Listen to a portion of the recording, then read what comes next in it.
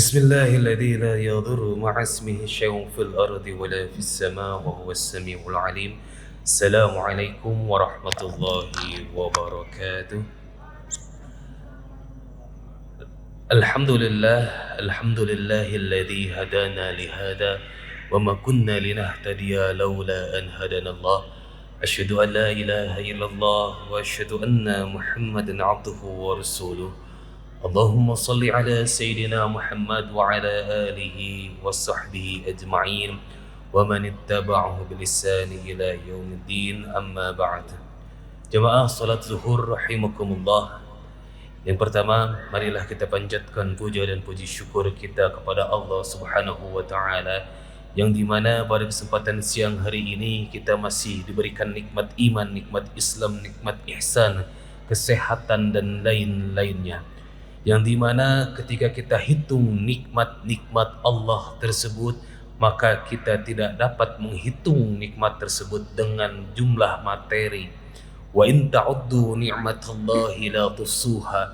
Dan apabila engkau menghitung nikmat-nikmat Allah, maka engkau tidak akan sanggup menghitungnya. Salawat serta salam marilah kita limpahkan kepada junjungan besar Nabi besar Muhammad sallallahu alaihi wasallam, kepada keluarganya, sahabatnya, tabi'in, dan semoga kita termasuk kepada golongan umatnya yang mendapatkan syafa'atul uzma pada hari kiamat kelak. Amin amin ya rabbal alamin. Jemaah salat zuhur rahimakumullah. Allah berfirman dalam surat Al-Baqarah ayat 186, A'udzu billahi minasyaitonir rajim. Wa idza sa'alaka 'ibadi 'anni fa inni qarib ujibu da'watad da'i idza da'an falyastajibu li wal yu'minu bi la'allahum yarshudun. Yang artinya adalah apabila hambaku meminta kepadaku, maka katakanlah bahwasanya aku sangat dekat. Aku mengabulkan permohonan orang-orang yang meminta kepadaku. Maka hendaklah mereka memenuhi segala perintahku dan beriman kepadaku agar mereka mendapatkan petunjuk.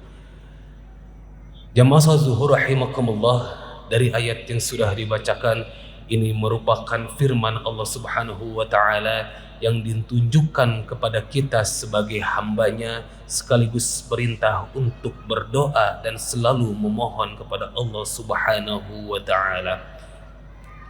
Sama halnya ketika kita membaca surat Al-Fatihah minimal 17 kali dalam surat fardu, ditambah lagi ketika setelah berdoa, Iyyaka na'budu wa iyyaka nasta'in, hanya kepada Engkaulah kami menyembah dan hanya kepada Engkaulah kami memohon pertolongan. Ini merupakan sebuah kepastian dari Allah ketika kita seorang hamba meminta, berdoa dan memanjatkan doa kepada Allah Subhanahu wa taala, Allah akan menjawab seluruh doa-doa kita semuanya. Mungkin ada yang dikabulkan dengan waktu dekat, ada yang dikabulkan dengan butuhkan waktu yang lumayan cukup lama, atau bahkan sama sekali tidak dikabulkan. 3 poin dari setiap doa yang kita panjatkan kepada Allah Subhanahu wa taala. Yang pertama adalah ketika Allah mengabulkan doa kita dalam waktu yang dekat, itu merupakan apa? Merupakan sebuah anugerah atau fitnah, cobaan bagi diri kita. Apakah ketika Allah mengabulkan seluruh doa kita, apakah kita akan bersyukur kepada Allah Subhanahu wa taala atas segala doa yang telah diijabah, atau justru sebaliknya berbalik menjadi kufur?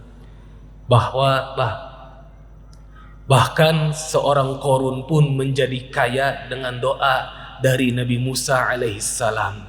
Diijabahnya doa dengan cepat bukan berarti memiliki banyak makna, bukan hanya segetar nikmat, tapi juga bisa menjadi fitnah atau ujian bagi kita.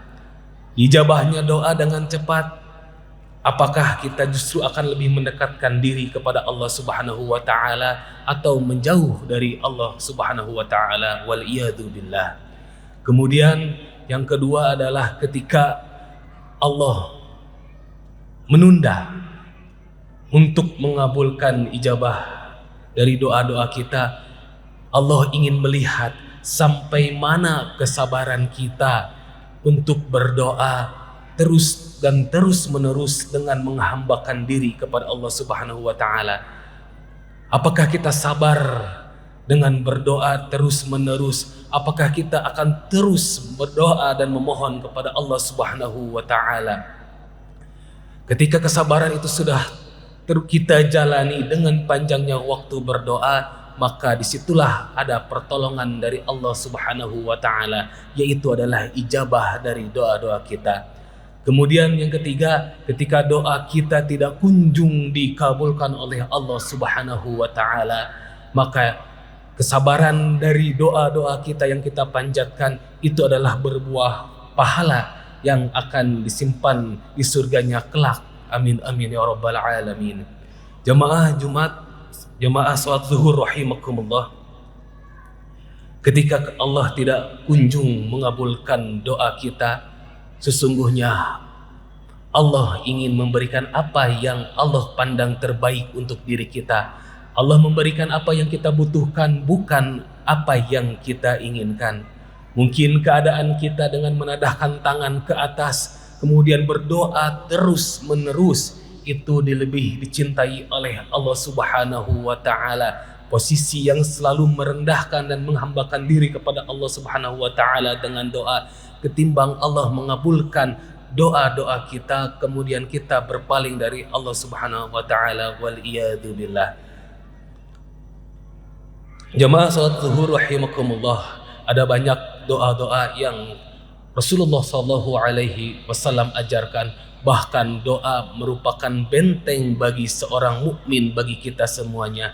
Ad-du'a'u hisnul muslim, doa adalah benteng bagi orang muslim, dan mendoakan satu sama lain adalah yang sangat dianjurkan di antara kita. Maka perbanyaklah mendoakan orang lain, maka doa itu akan diaminkan oleh malaikat dan akan berbalik kepada kita semuanya. Dan semoga dengan apa yang telah kita laksanakan dari sebuah ketaatan, ibadah dan lain-lain, itu mendekatkan kita kepada Allah Subhanahu wa taala dan tidak berhenti untuk selalu berdoa sebagai bentuk ubudiyah, penghambaan diri kepada Allah Subhanahu wa taala. Mungkin ini saja yang bisa disampaikan. Usikum wa iyaya nafsi bitaqwallah. Wassalamualaikum warahmatullahi wabarakatuh.